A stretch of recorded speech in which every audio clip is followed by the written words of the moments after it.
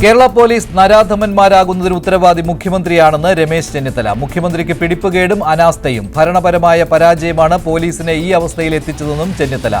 സ്റ്റേഷനിൽ എത്തുന്നവരെ ആക്രമിക്കുന്നുവെന്നും ചെന്നിത്തലയുടെ ആരോപണം. സ്വർണ്ണവില സർവകാല റെക്കോർഡിൽ. ഗ്രാമിന് ആദ്യമായി 10,000 രൂപ കടന്നു. ഒരു പവന് 80,880 രൂപയാണ് ഇന്നത്തെ വില. ഒരു പവൻ സ്വർണം വാങ്ങാൻ 90,000 രൂപയിലേറെ നൽകേണ്ടി വരും. CPI സംസ്ഥാന സമ്മേളനത്തിന്റെ പ്രതിനിധി സമ്മേളനത്തിന് നാളെ ആലപ്പുഴയിൽ തുടക്കം. ദീപശിഖ റാലി ഇന്ന് വയലാർ രക്തസാക്ഷി കുടീരത്തിൽ നിന്ന് തുടങ്ങും. സമ്മേളന നടപടിക്രമങ്ങൾ നിശ്ചയിക്കുന്നതിനായി CPI സംസ്ഥാന എക്സിക്യൂട്ടീവ് ഇന്ന് ആലപ്പുഴയിൽ.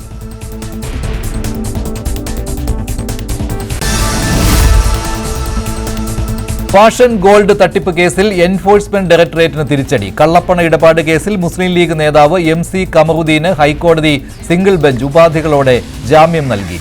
MC കമറുദ്ദീനെതിരെ ചുമത്തിയ കുറ്റം PMLA നിയമത്തിന്റെ പരിധിയിൽ വരില്ലെന്ന് കോടതി.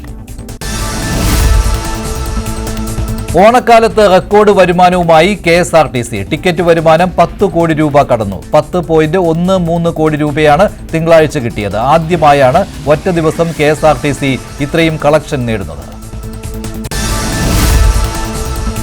ജെൻ-Z പ്രക്ഷോഭത്തിനൊടുവിൽ സാമൂഹ്യ മാധ്യമങ്ങൾക്ക് ഏർപ്പെടുത്തിയ വിലക്ക് നീക്കി നേപ്പാൾ. അടിയന്തര ക്യാബിനറ്റ് ചേർന്ന് തീരുമാനം. പ്രക്ഷോഭത്തിൽ ഇതുവരെ കൊല്ലപ്പെട്ടത് 19 പേർ.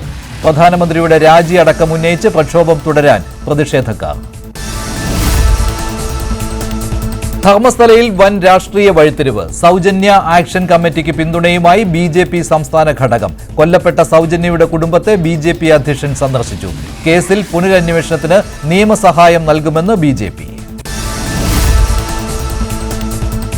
ബലാത്സംഗ കേസിൽ റാപ്പർ വേടൻ അന്വേഷണ ഉദ്യോഗസ്ഥന് മുന്നിൽ ഹാജരായി. അന്വേഷണവുമായി സഹകരിക്കുമെന്ന് വേടൻ. കേസ് കോടതിയിലായതിനാൽ കൂടുതൽ പ്രതികരണത്തിനില്ല. നടപടി തൃക്കാക്കര പോലീസ് രജിസ്റ്റർ ചെയ്ത ബലാത്സംഗ കേസ്.